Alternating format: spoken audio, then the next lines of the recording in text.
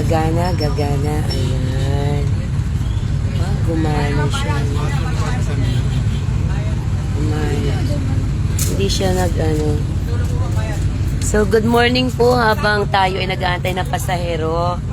Gusto ko lang pong mag-share ng gospel o good news para po kahit papano ay matupad ang nasusulat. Ano po?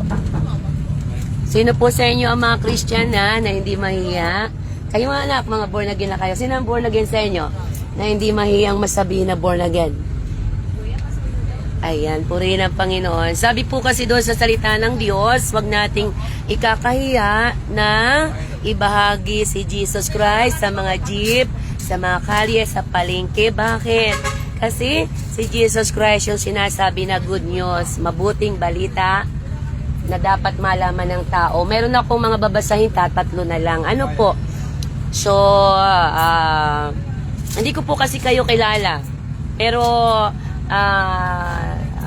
sa puso ko po, para bang magbahagi ka. Kasi naghihintay pa tayo ng pasahero. Sayang yung oras, sayang yung pagkakataon. Kaya po nawa po, hiramin ko muna yung mga tenga nyo habang nag-aantay pa tayo ng pasahero. At saka po, hindi naman po ako hingi ng pera, ha? Wala po akong sobre. Libre po ito. Kung ako po may pera, bibigyan ko kayo. Pero mas higit pa sa pera, na kayo po ay makarinig ng salita ng Diyos at malaman nyo na mahal pala kayo ng Panginoong Jesucristo. Hindi lamang kayo, lahat ng mga tao. Yun po yung reason why we need to proclaim, to share the love of Jesus, the good news, at dapat po nga sa buong mundo, every nation must be listen the gospel of Christ. So sa iba't ibang sulok ng mundo po, may nangangaral na po. Depende sa lahi, ano ka man lahi, Amerikano, Canadian, American, Australian, European, Asian, na makikita po yan sa mga YouTube, sa mga Facebook, hindi po lingid sa atin na kung may mga kaibigan kayong Christian, mga born again na nagbabahagi ng salita ng Diyos sa mga lansangan. Why? Napakahalaga po kasi na maipangaral ng kaligtasan kasi alam niyo ang nangyayari sa Mateo 24.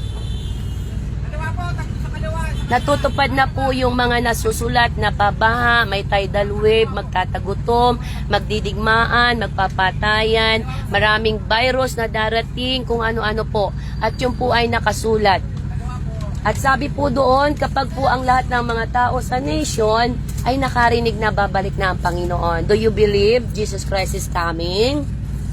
Hindi po reliyon ang dala ko ha, kundi the love of Jesus. Mahal na mahal po kayo ng Panginoon, kaya po hindi po ako nahihiya na bahaginan po kayo dahil ito po ay isang utos ng Panginoon na dapat ibahagi. Sabi po doon sa Mateo 28, humayo kayo, ibahagi ang pag-ibig ng Diyos, wag nating ikakahiya na si Jesus Christ yung mabuting balita. Siya pala yung good news. At ang sabi doon, kapag may tao na nangaral na hindi patungkol kay Jesus, sumpain ang mga taong yon. So, kaya po ito yung trabaho namin bilang missionary na magbahagi ng pag-ibig ng Diyos. Hindi dapat ikahiya si Jesus Christ. Si Jesus Christ kasi yung namatay sa cross, siya po yung tagapagligtas ng kaluluwa. At ang sabi po dito, ito sa aking babasahin, ito po galing sa Biblia ha. Nilagay lang po dito. At ang nakasulat po sa Biblia ay salita ng Diyos. At alam niyo po ba, sabi doon, yung mga tao na ayaw kilalanin si Jesus Christ, i-reject yung mga babasahin patungkol kay Jesus Christ, ay may condemnation na. Kasi po may mga tao na kapag nangangaral ng kay Jesus, nagtatakip sa tenga, tapos ito po pinapamigay namin ito, ayaw, iling ng iling. Wala naman pong masama na tayo po ay magbahagi ng salita ng Diyos kasi utos ng Diyos. Kaya po, salamat po sa inyo na nakikinig. Ang sabi doon sa John 8:47, yung nakikinig ng salita ng Diyos ay sa Diyos. Yung mga tao naman na aayaw makinig ng salita ng Diyos ay kampo ni Satanas. Yun po yung katotohanan na nasa salita po ng Diyos yan. Kaya po sabi dito, maliwanag po ang sabi, basahin ko na lang. Babaya, kung sino yung may gusto, libre lang. Sabi po dito, babasahin ko ha. Roma 3:23. lahat ay nagkasala at walang nakaabot sa kaluwalhatian ng Diyos.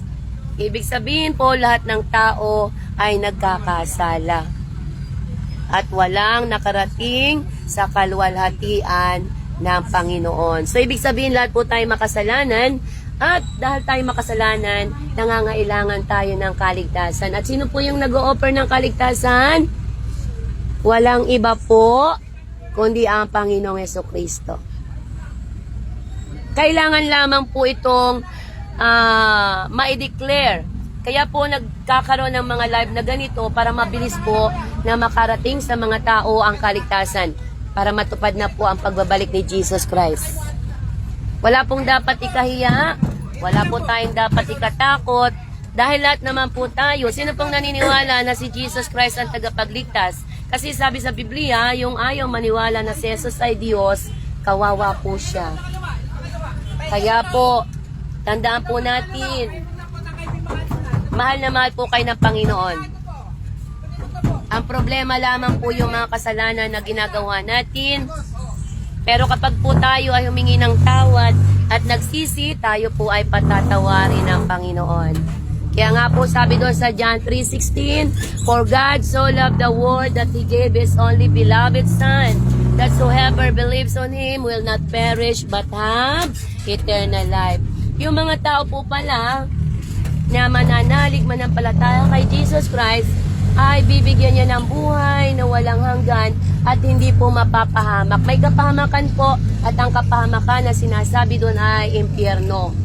At ang impyerno po, doon itatapon yung mga tao na i-reject si Jesus Christ. Kaya nga po, ibinabahagi namin. Hindi po kami namimilit. Ito po ay kailangan lang kayo makarinig. Kayo ang magdidesisyon kung kayo ay kikilalanin si Jesus Christ o hindi. It's up to you. Ang trabaho lang namin ay magbahagi. Kaya napakaliwanag na ang pag-ibig ng Diyos ay para sa lahat. Ano po? Hindi po namimili ang Diyos. Mayaman ka, mahirap ka, pulubi ka, kahit sino ka pa man, mahal na mahal po tayo ng Panginoon. Kaya po, salamat po sa pagkakataon na kahit kaunting oras ay mabahaginan po kayo ng kaligtasan. Kasi po yan ay isang utos ng Diyos na dapat wag ikahiya. Kasi buong mundo dapat po makarinig. Ano po? At yung mga taong mahihiya, ikakahiya si Jesus Christ, may condemnation na po. Ano? Kaya sabi doon sa John 3:3, tandaan nyo anak, yung mga mahilig magbukas ng apps, pagbukas kayo ng Bible apps nyo, John 3:3, you must be born again to see the kingdom of God. Maliban ng isang tao ay ipanganak na muli, hindi ka paghaharian ng Diyos. Kung gusto nyo pagharian ng Diyos, kailangan po nating kilalanin siya. Tanggapin, manalig, manampalataya, at kilalanin siya na Diyos at tagapagligtas ng ating buhay. Personal po ha. Kaya nga po ang kaligtasan ay hindi natin makikita sa relihiyon. Kahit ano relihiyon pasukin mo, wala po. Kundi ang offer ng Panginoon, personal. Accept Him as your Lord and Savior and you will receive salvation and gift of eternal life. Through faith in Christ, you will receive salvation. Kaya po, tandaan natin mga kapatid kay Kristo, salamat po sa umagang ito na binibigyan tayo ng pagkakataon na maligtas para po naman mabawasan ang pupunta sa impyerno. Napakadami pong pupunta sa impyerno. Pero ang pag-ibig ng Diyos po ang piliin nyo. Because God is love, God is love, He loves so much.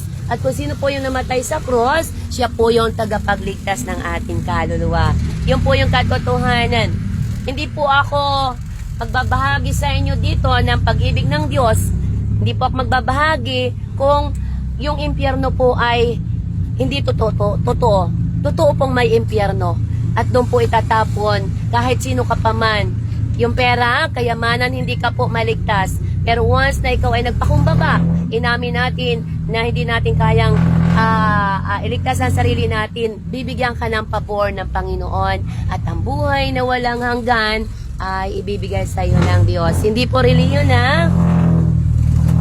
Nakakalungkot lang po pag minsan, kagaya po kapag kami ay nag-evangelism doon sa palengke, doon sa merkato. Ang dami pong tao na nagtataklog ng tenga. Binging-bingi sila sa salita ng Diyos. Pero kapag nagkaraoke, magdamagan, hindi naman nabibingi.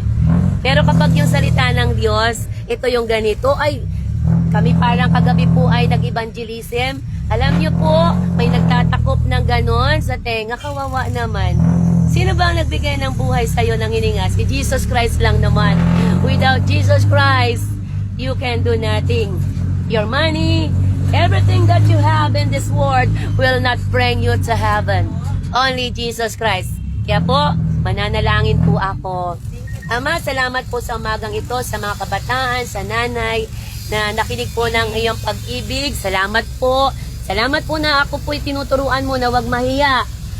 Bagkus, sundin ang kalooban mo na ipangaral ang pag-ibig. Makinig man sila, tanggapin ka na nila, wala po akong magagawa. Hindi ko po sila kayang iligtas. Ikaw lamang po yun. Basta nagampanan ko yung tungkulin ko na inutos mo, proclaim the good news, proclaim Jesus Christ. Walang ibang dapat iproklima, kundi si Jesus Christ na napako sa Diyos. Dahil parurusahan mo ang mga tao na hindi si Jesus Christ ang iproklima, because Jesus Christ is the good news why she come to the earth. Pagpalain mo po ang driver, maraming pasahero, ingatan mo po ang mga pasahero na to. Bless them, oh God, protect them, at matanggap nila yung salvation na offer mo. Salamat po. Jesus name we pray.